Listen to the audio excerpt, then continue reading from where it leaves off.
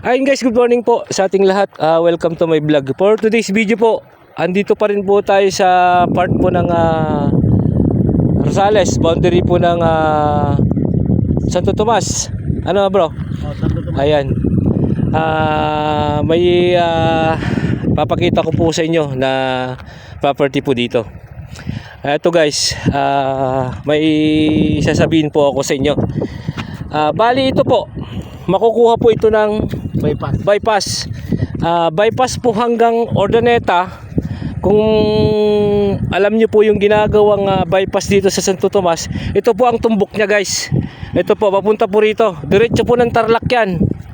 Diretso po ng Tarlac, bypass po yan. Walawang kalsada, yan guys. Ayan po, Santo Tomas, Urdaneta po. Yan po ang bypass. Ito po yung tumbok niya. Ayan. Diretso po ng Tarlac City. Ito po yung property guys. Ayan po. Harley, lot area. Ayan guys. Bali dito po banda yung hangganan, gilid ng bypass. Ito po, banda rito. 1.1 more or less. And then 1, 2, 3 meters po. Ito po kasi ang hangganan ng property. Ayan. Tapos yun yung gilid ng bypass na gagawin. 1.1 hectares po ang lot area. 1.1 hectares with the frontage of 63 meters frontage po. Ayan.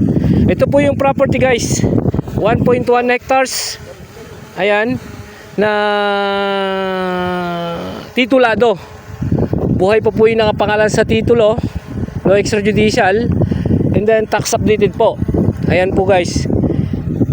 Dito po sa Rosales, Pangasinan. Bali guys, yung MacArthur, ayan po, kung makikita po niyo yan, yung mga nagdadaan na kalsada na sakyan na yan, yan po yung MacArthur.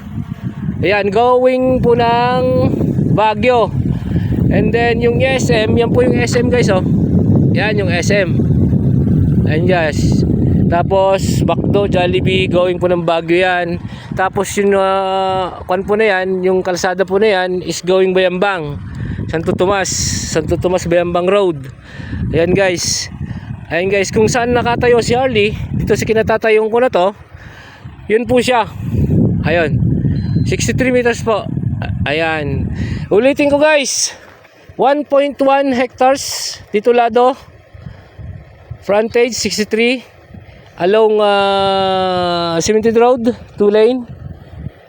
Napakaganda gawin po itong farm, any purpose po ng farm. Housing, pwede rin po. Ayan po. Tapos napakaganda na ito. Magkakaroon na po ng bypass dito. Ayan, napakaganda. Kaya accessible po. Pwede magnegosyo. Sakaling andito na po kasi yung guys yung yung bypass. Dito na po sa may kalsada, National Road. Papasok na po sila dito. Ayan, didiretso na po yan. Hanggang Tarlac po yan. Ayan po. Na ang presyo po nito is 1,000 per square meter po. Negotiable po sa seller. Just in case po na magkagusto dito, may magkagusto po, didirekta ko po kayo sa may-ari. And then, kayo na po bahalang tumawad sa presyo niya na 1,000 per square meter. Ayun, maraming salamat po. Until my next video, Mr. Excitement Mix Vlog. Maraming salamat po.